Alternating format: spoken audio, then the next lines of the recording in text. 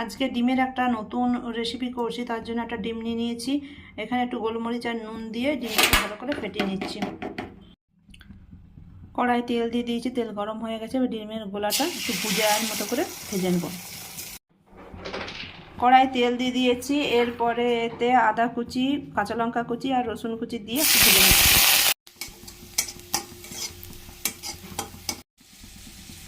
একটা সস তৈরি করছি, তার জন্য ভিনিগার নিয়েছি, টমেটো সস নিচ্ছি, গ্রিন চিলি সস একটু দিয়ে দিলাম,